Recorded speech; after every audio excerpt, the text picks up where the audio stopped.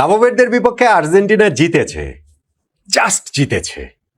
আফ্রিকার এই দেশটি যে লিওনেল স্ক্যালোনির দলের এরকম কঠিন পরীক্ষা নেবে, আর্জেন্টিনাকে এরকম ঘাম ঝরিয়ে জিততে হবে, লিওনেল মেসিদের এইভাবে কাঁপিয়ে দেবে, অনেকেই তা আসলে ভাবতে পারেননি। কাবো ভার্দের এই লড়াইয়ের জন্য, এই বীরত্বের জন্য তাদের টুপি খোলা স্যালুট। আর্জেন্টিনা ভাবতে পারে যে একটা ফাড়া কেটে গেল, কিন্তু এই ম্যাচটাতে আর্জেন্টিনার যেসব ভুলগুলো হয়েছে সেগুলো যদি শুধরে না নিতে পারে, তাহলে এই ফাড়া কিন্তু আবারও আসতে পারে এবং শিরোপা ধরে রাখার যে স্বপ্ন লিওনেল মেসিদের, সেই স্বপ্ন কিন্তু ধূলিসাৎ হয়ে যেতে পারে। কাবো ভার্দের বিপক্ষে আর্জেন্টিনার এই ম্যাচটাতে কোন কোন জায়গায় আসলে এরকম ভুল ছিল, আমি অন্তত 7-8টা জায়গায় পয়েন্ট আউট করতে পারি, সেইটা নিয়ে আসলে আপনাদের সঙ্গে একটু আলোচনা করতে চাই। দেখেন, নাম্বার 1, আর্জেন্টিনার খেলার প্যাটার্ন ছিল ভীষণ রকম ধীর গতির। স্লো স্লো স্লো স্লো, এত ধীর গতির খেলা দিয়ে প্রতিপক্ষের রক্ষণে চির ধরানোটা আসলে খুবই কঠিন হয়ে যায়। এমনিতেই আর্জেন্টিনা এরকম স্লো স্লো স্লো খেলতে খেলতে হঠাৎ করে কুইক কয়েকটা পাস, কিছু ইন্টারচেঞ্জ করে প্রতিপক্ষের ডিফেন্স ওপেন করে ফেলে, কিন্তু আজকে সেইটার অনেক ল্যাকিংস দেখা গেছে। তাদের রিদমটা একেবারে ছিলই না খেলার মধ্যে বড় একটা সময় জুড়ে। আমি জানি না, আর্জেন্টিনার যেহেতু অনেকগুলো প্লেয়ার এই ওয়ার্ল্ড কাপে জাস্ট খেলছেন ইনজুরি কাটিয়ে, বা ইনজুরি তাদের এই ওয়ার্ল্ড কাপের বিল্ড আপেও ছিল, টুর্নামেন্টের মাঝামাঝিও ছিল, সেইটার কি কোনো প্রভাব আছে নাকি? ধরেন লাস্ট ম্যাচটা জর্ডানের বিপক্ষে, মানে জর্ডানের বিপক্ষে ওই ম্যাচটাতে আর্জেন্টিনা অনেকে বিশ্রাম দিয়েছে, সেই বিশ্রামটার কারণেও কি আসলে টিমের এই রিদমটাতে ধরতে সমস্যা হচ্ছে কিনা আমি জানি না, কিন্তু এখানে স্পেশালি ওই স্লো স্লো স্লো স্লো ওইটা আসলে আর্জেন্টিনার জন্য একটা বড় কনসার্নের জায়গা। সামনের ম্যাচগুলোতে, স্পেশালি ধরেন সামনের ম্যাচ যে মিশরের বিপক্ষে, এই জায়গাটাতে কোচ লিওনেল স্ক্যালোনি অবশ্যই কাজ করতে চাইবেন। নাম্বার 2, আর্জেন্টিনার অ্যাটাকিং প্যাটার্নে হুলিয়ান আলভারেজের ইনভলভমেন্ট। অবশ্যই ওই অ্যাটাকিং রিদমে সবচেয়ে গুরুত্বপূর্ণ প্লেয়ার লিওনেল মেসি, এটা তো অবভিয়াস, কিন্তু হুলিয়ান আলভারেজের কন্ট্রিবিউশনটা ইমেন্স। তিনি যখন আজকেও বদলি হিসেবে নেমেছেন, তারপরে দেখবেন যে বেশ কিছু 1-2 করেছেন, বেশ কিছু ট্রায়াঙ্গেল করেছেন, ফলে একটা প্যাটার্ন কিন্তু দাঁড়িয়ে গেছিল, একটা ওইখানে রিদমটা তৈরি হচ্ছিল।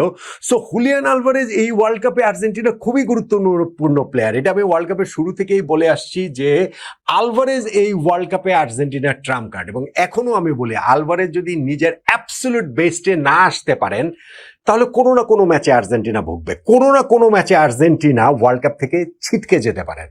হুলিয়ান আলভারেজ ইনজুরির সঙ্গে লড়াই করছেন, যুদ্ধছেন, সেইখান থেকে এখনো ফার্স্ট 11-এ খেলার মতো ফিট হননি, কিন্তু তাকে ফার্স্ট 11-এ খেলানো এবং তার ওই যে অ্যাটাকিং রিদমটাতে তার যে হচ্ছে কন্ট্রিবিউট করার যে জায়গাটা, সেই জায়গাটাতে আর্জেন্টিনা খুব করে মিসিং। ওইটা আর্জেন্টিনা নিশ্চিতভাবেই চাইবে সামনের ম্যাচগুলোতে। নাম্বার 3, ডিফেন্সের চাপের মধ্যে ভেঙে পড়া। হুলিয়ান আলভারেজের কথা আমি বললাম, যেটা হচ্ছে তিনি নামার পরে আর্জেন্টিনার খেলায় আমরা ওই অ্যাটাকিং প্যাটার্নগুলো অনেক ভালোভাবে, অনেক বেশি করে দেখতে পেরেছি, কিন্তু ওই যে চাপের মুখে ভেঙে পড়া, এটা কিন্তু আর্জেন্টিনার পুরনো সমস্যা। গত বিশ্বকাপে আপনাদের মনে থেকে থাকবে 3-3টা ম্যাচে নকআউট পর্বে অস্ট্রেলিয়ার বিপক্ষে, নেদারল্যান্ডসের বিপক্ষে, ফ্রান্সের বিপক্ষে ফাইনালটাতে 3টা ম্যাচেই কিন্তু আর্জেন্টিনা প্রেসারের মধ্যে ভেঙে পড়ার দশা হয়েছিল ডিফেন্সে। তারা সেবার পার পেয়ে গেছে, এইবারও কিন্তু প্রথম ধাপটা তারা পার পেয়ে গেল কাবো ভার্দের বিপক্ষে। কিন্তু কতদিন পার পাবে, কতবার পার পাবে? এই কাবো ভার্দে যদি দুইবার পিছিয়ে পড়ার পরও ম্যাচে ফেরার জায়গাটা তৈরি করে নেন, সুযোগটা তৈরি করে নেন, দুইটা গোল দিয়ে দেন, সেইটা কিন্তু আর্জেন্টিনা কোচ লিওনেল স্ক্যালোনির জন্য অবশ্যই চিন্তার, মিশরের বিপক্ষে রাউন্ড অফ 16 ম্যাচের আগে। এই জায়গাটা তো কারেক্ট করতে হবে। নাম্বার 4, ডিফেন্সিভ টোটাল যে অর্গানাইজেশন, সেই জায়গাটাতেও আর্জেন্টিনার প্রবলেম দেখা যাচ্ছে। যেই 2টা গোল কাবো ভার্দে এখানে করেছে, আপনি সেকেন্ড গোলটাকে বলতে পারেন এবারে বিশ্বকাপের one of the best goal, Sydney Lopez যেই গোলটা করলেন, কিন্তু সেই গোলটাতেও তো আর্জেন্টিনার ওইখানটাতে ডিফেন্ডার যিনি ছিলেন, তারকে আরো একটু ক্লোজ ডাউন করাটা উচিত ছিল না? আর ফার্স্ট গোলটাতে তো ডেফিনেটলি ছিল, সেইখানটাতে এই ইনসাইড চ্যানেল দিয়ে বল রাইট সাইডে চলে গেল, রাইট সাইড থেকে বলটা যখন আবার ভেতরে চলে আসে, সেই সময় অবশ্যই মেদিনার আরো ক্লোজ ডাউন করা উচিত ছিল, আরো কাছে থাকা উচিত ছিল, সেটা তিনি করতে পারেননি। তা বরং তার পায়ের ফাঁক দিয়ে বলটা চলে এসেছে, এবং চলে যে আসছে দুয়ার্তের কাছে, তার সঙ্গে যে ডিফেন্ডার ছিলেন রিসার্ডো মার্টিনেজের, তারও আরো রাশ করা উচিত ছিল, সেটাও তিনি করতে পারেননি, বরং তারও পায়ের ফাঁক দিয়ে বলটা জালে জড়িয়ে যায় এই এমি মার্টিনেজের ডান পাশ দিয়ে। ফলে এবং এই অ্যাটাকের মুভটার মধ্যে আর্জেন্টিনার যারা মিডফিল্ডার রয়েছেন তারাও যে ডিফেন্সে কিভাবে হেল্প করেছেন সেটাও আসলে questionable. So overall defensive organisation কিন্তু আর্জেন্টিনার প্রশ্নবিদ্ধ। এটাকেও কোচ লিওনেল স্ক্যালোনির আসলে ঠিক করতে হবে বলেই আমার কাছে মনে হচ্ছে। নাম্বার 5, আর্জেন্টিনার এই ম্যাচটার ক্ষেত্রে আমরা যেটা দেখতে পেয়েছি যে তাদের লিওনেল মেসির উপর নির্ভরতা, অতিরিক্ত নির্ভরতা। এখন লিওনেল মেসি নামের একজন যদি থাকেন, তার এই ক্যালিবারের একজন যদি থাকেন, তার উপরে তো দল নির্ভর করবে, এটা তো আসলে খুবই স্বাভাবিক। কিন্তু সেই নির্ভরতার মাত্রা আসলে কতটা? এই ওয়ার্ল্ড কাপে মেসি যেমন হচ্ছে গিয়ে প্রথম 2টা ম্যাচে তিনি 5টা গোল আর্জেন্টিনা করেছে, সবগুলোই তিনি করেছেন। পরের ম্যাচটাতে তিনি বদলি হিসেবে নামবেন, সেইখানেও তিনি একটা গোল করলেন। এই যে আজকের ম্যাচটা যখন এই জিততে হলো আর্জেন্টিনাকে এক্সট্রা টাইমে গিয়ে, প্রথম গোলটাও সেখানে মেসি করেছেন মানে শুরুতে, তারপরে যে 2টা গোল, সেই 2টা গোলের উৎস কিন্তু মেসির কর্নার কিক। ফলে এই জায়গাটাতে কিন্তু আর্জেন্টিনার অন্যদের আসলে কন্ট্রিবিউট করার সুযোগ আছে, অন্যদের এখানে কন্ট্রিবিউট করাটা উচিত বলে আমার কাছে মনে হয়। যে স্পেশালি দেখেন পরে 2টা গোলেও তো আর্জেন্টিনার ডিফেন্ডাররা দিয়েছেন, সেন্ট্রাল ডিফেন্ডার লিসান্দ্রো মার্টিনেজ, আর লাস্টেরটা রোমেরো হেড করেছেন, সেটা না হয়ে ওন গোল হয়েছে। সো আর্জেন্টিনার মিডফিল্ডারদের তো এই জায়গাটাতে গোলে অ্যাসিস্টে অনেক বেশি কন্ট্রিবিউট করাটা উচিত না? এবং একই সঙ্গে হুলিয়ান আলভারেজ, লাউতারো মার্টিনেজ, তাদেরও আসলে ফর্মে ফেরা, গোলে অ্যাসিস্টে ফেরা, সেটাও আর্জেন্টিনার জন্য খুবই প্রয়োজন। মেসির উপরেও নির্ভরতা তো থাকবেই ভাই, এরকম একজন ম্যাজিশিয়ান থাকলে, কিন্তু সেই নির্ভরতার মাত্রা আসলে কতটা, সেই মাত্রাটা যদি এরকম হয় যে না মেসির কোনো একদিন যদি অফ ডে যায় তাহলেই পুরো আর্জেন্টিনা টিম ব্রেকডাউন করবে, এইরকম যদি হয় তাহলে কিন্তু আসলে সমস্যা, তাহলে ভীষণ রকমেরই সমস্যা।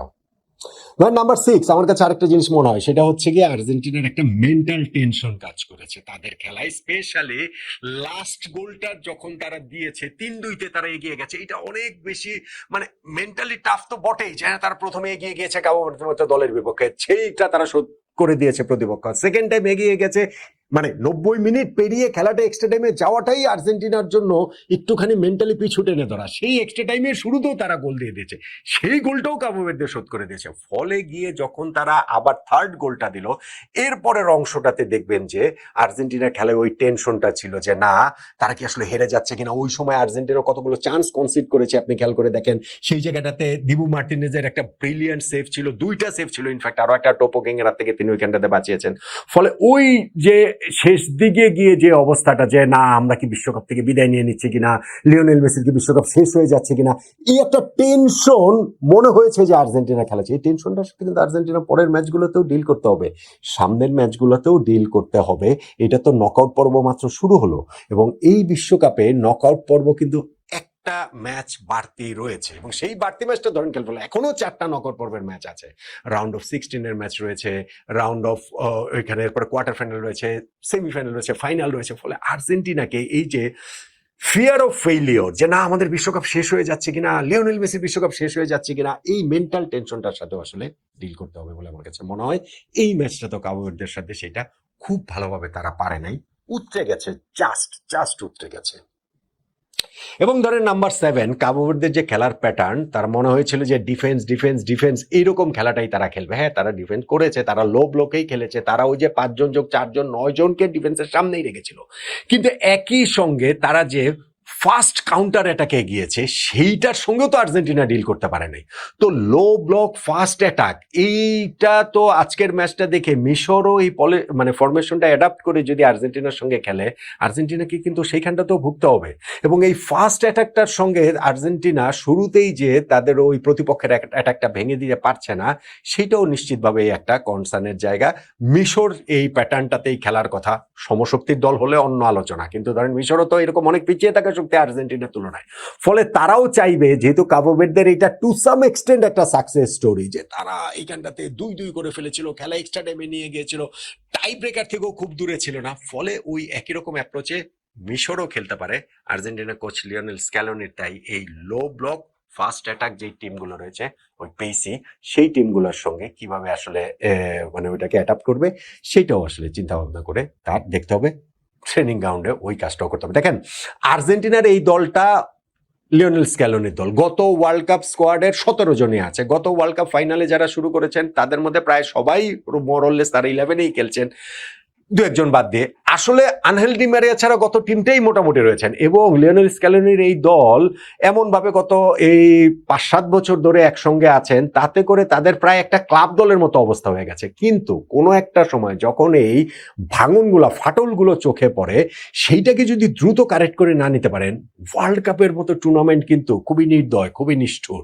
আজকে কাবো ভার্দের বিপক্ষে আর্জেন্টিনা পার পেয়ে গিয়েছে, কিন্তু আমি যেই 6-7টা পয়েন্টের কথা বললাম, আরো নিশ্চিতভাবেই তো রয়েছে। এটা টেকনিক্যাল জায়গা রয়েছে, টেকটিক্যাল জায়গা রয়েছে, মেন্টাল জায়গা রয়েছে। এই জায়গাগুলোতে যদি আর্জেন্টিনার কোচ লিওনেল স্ক্যালোনি তার দলের ওই কারেক্টনেসটা যদি না নিয়ে আসতে পারেন, তাহলে কিন্তু বিশ্বকাপ জেতাটা আবার আরো একবার বিশ্বকাপ শিরোপা লিওনেল মেসির উঁচিয়ে ধরাটা, ব্যাক টু ব্যাক শিরোপা জেতাটা আর্জেন্টিনার জন্য ভীষণ ভীষণ ভীষণ কঠিন। কি হবে না বলেন?